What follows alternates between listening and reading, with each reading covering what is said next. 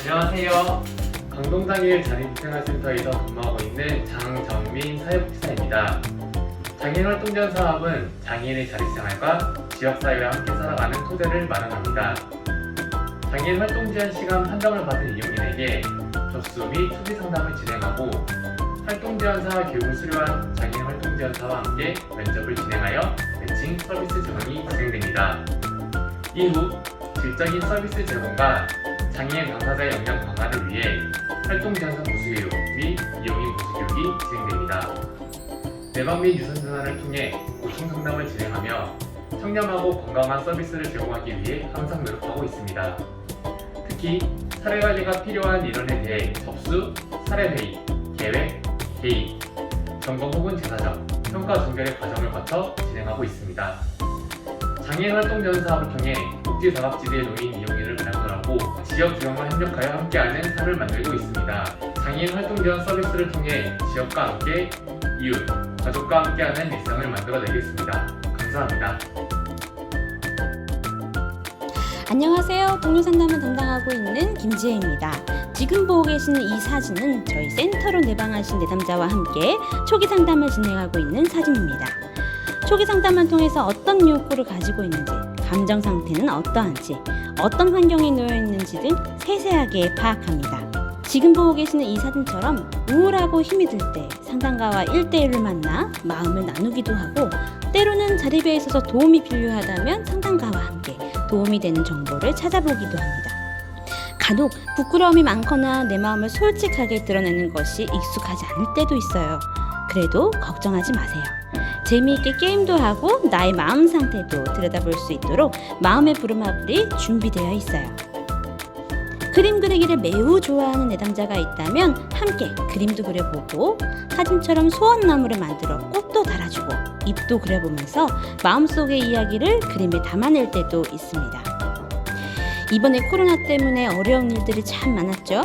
답답하기도 하고 이유 없는 불안감이 찾아오기도 합니다.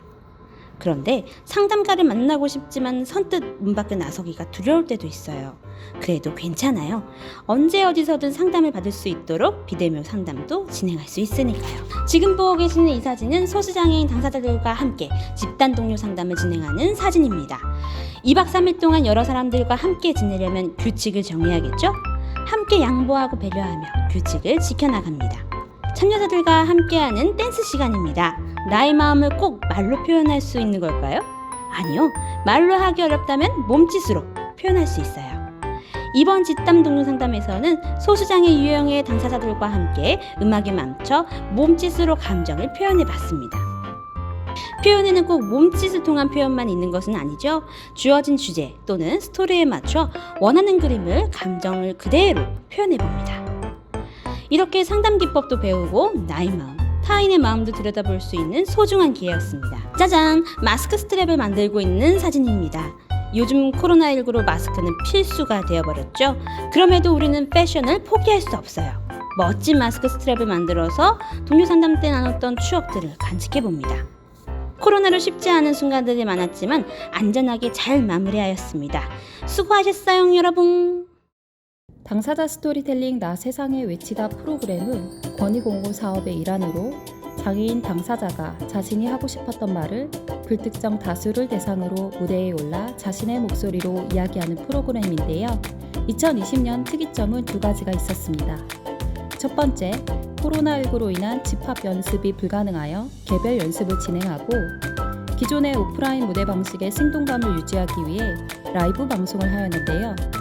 두 번째, 2020년에는 특히 20대, 30대의 젊음의 패기가 넘치는 당사자들이 자신의 목소리를 힘껏 내었습니다.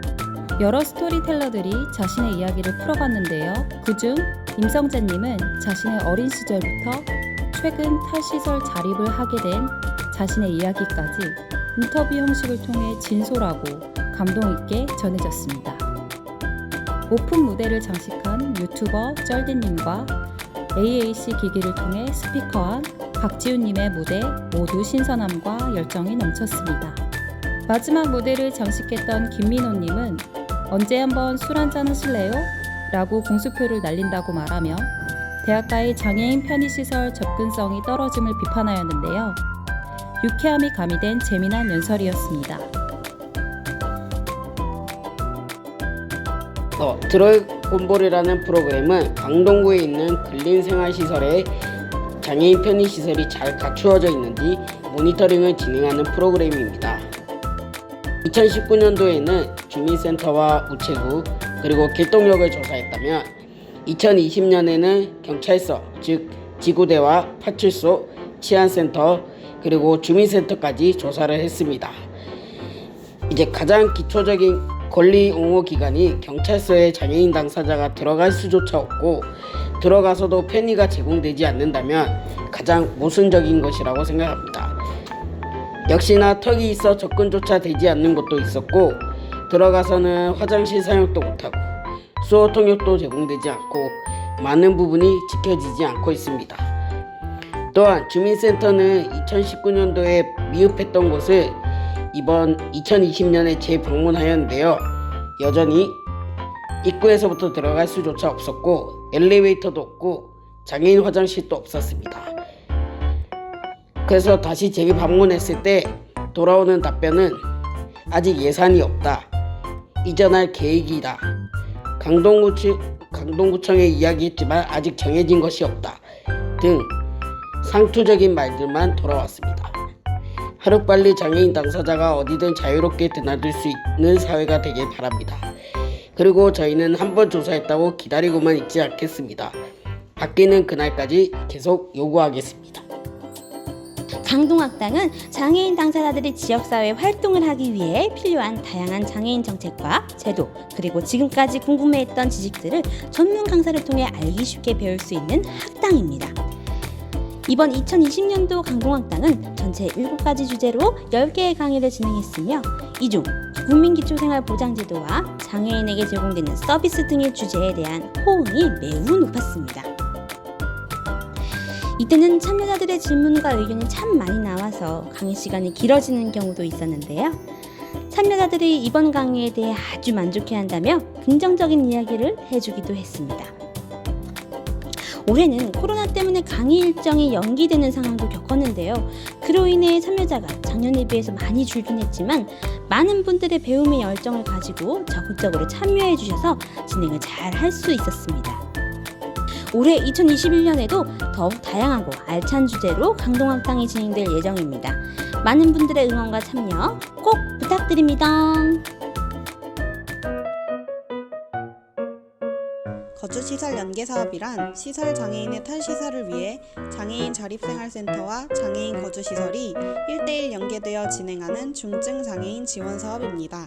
강동센터는 2019년에 이어 2020년에도 우성장애인 요양원과 연계하여 다양한 프로그램을 진행했습니다. 소통간담회는 연계된 거주시설과 IL센터가 주기적으로 거주시설 연계사업의 다양한 프로그램들을 함께 고민하고 논의하는 사업입니다. 올해는 코로나19 상황에 맞춰 온라인, 오프라인 간담회를 2회기 진행했습니다. 전문성을 가진 동료 상담가와의 개별 동료 상담을 통해 다양한 이야기들을 나누며 시설 장애인의 욕구와 일상을 파악하고 코로나19로 인한 많은 제약에서 오는 부정적인 감정들을 해소하는 기회를 마련했습니다. 많은 지식과 경험을 가진 전문가와의 자문회의를 통해 전체 사업에 대한 피드백과 함께 시설 장애인의 특성에 맞는 서비스 지원 방법을 논의하며 올바른 사업 진행 방향을 잡을 수 있었습니다. 2020년 세상보기는 코로나19 상황으로 우성장애인 요양원에서 탈시설하여 강동구 지원주택에 입주한 장애인 당사자의 지원주택 입주 환영식과 주변 라운딩으로 지역사회 체험을 진행했습니다.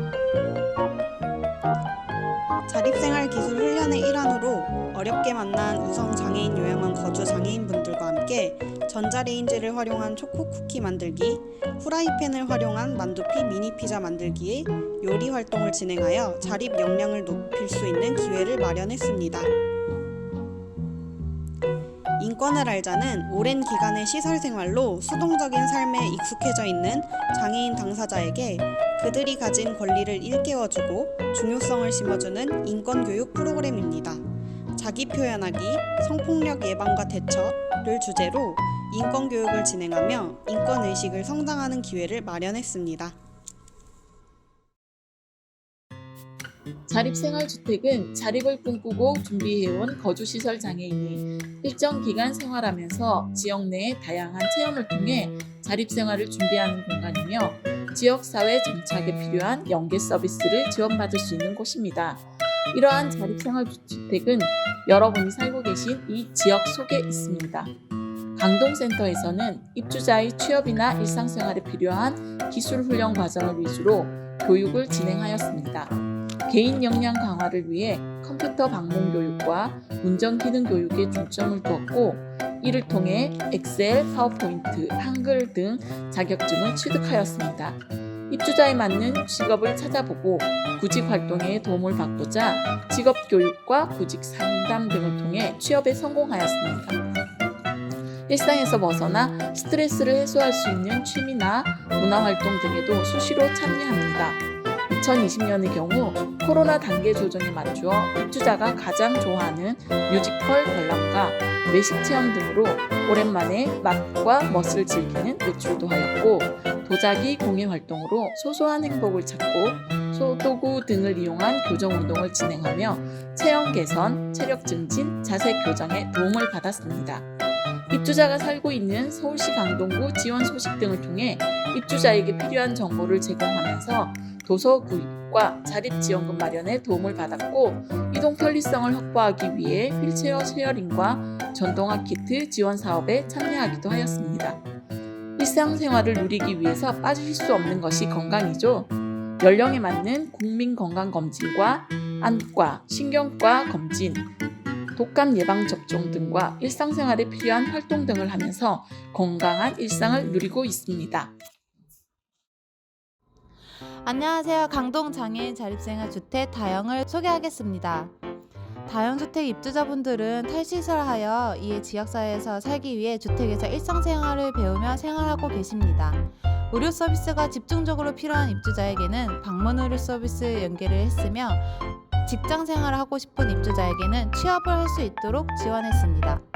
주택 프로그램은 여가문화체험, 심리운동, 기본교육, 요리 프로그램 등을 진행을 하였고, 이번 연도도 작년과 마찬가지로 코로나19 안전수칙을 지키면서 관계 형성을 할 수 있도록 할 예정입니다. 주택 입주자분들이 자립하면 고립된 생활을 하지 않도록 이번 연도도 지역사회 서비스 연계를 촘촘하게 할 예정입니다. 공공일자리는 올해 처음으로 서울시와 함께한 중증장애인 일자리 사업이었습니다. 그래서 공공일자리의 전체 명칭은 2020년 서울형 권리중심 중증장애인 맞춤형 공공일자리입니다.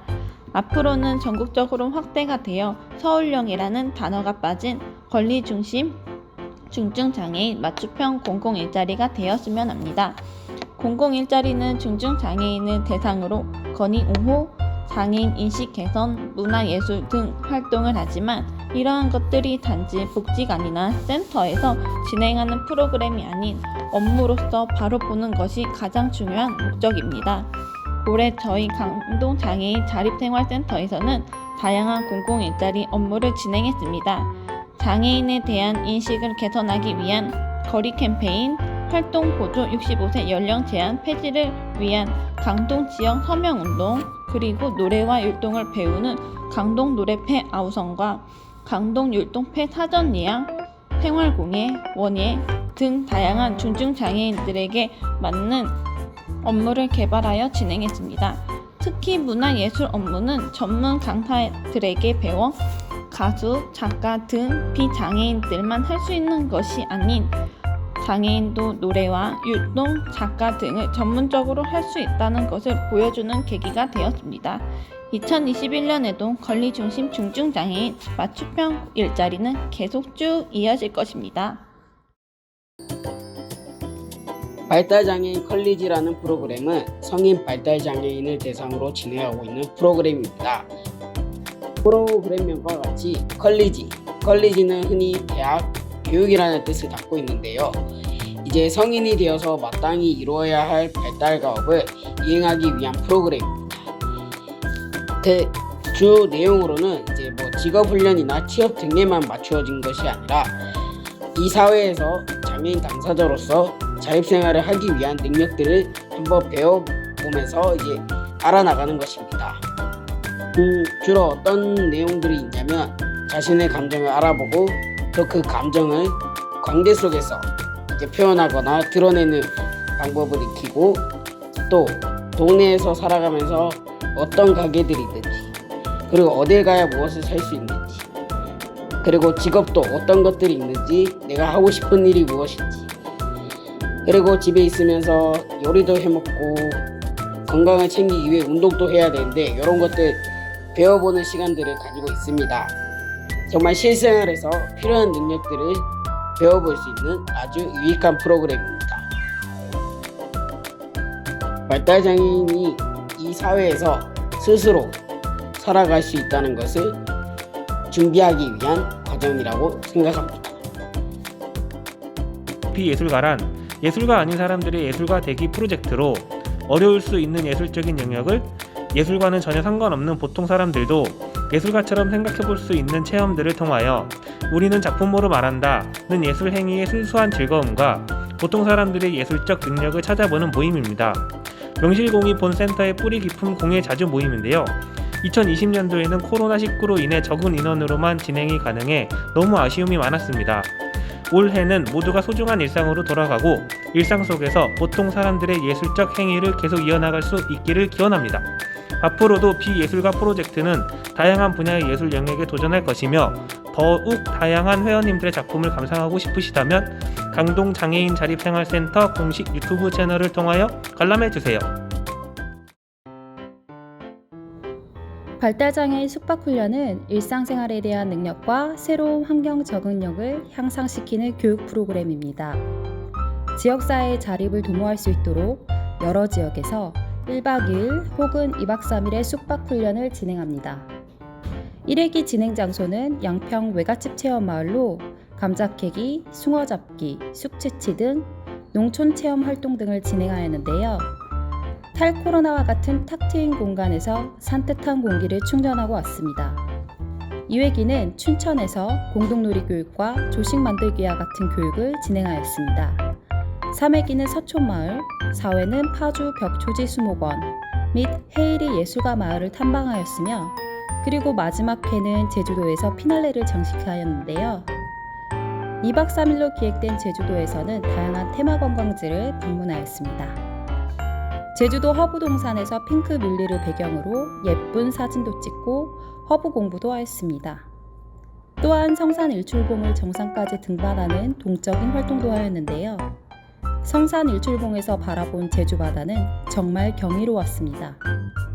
코로나19 재난 상황으로 발달장애인 당사자들이 집에 있어야 하는 시간이 더없이 길어졌고 그 답답함은 이루 말로 표현하기 어려웠습니다. 그만큼 발달장애인 숙박훈련 프로그램은 올해의 재난 상황에 더 빛이 나는 프로그램이지 않았나 싶습니다.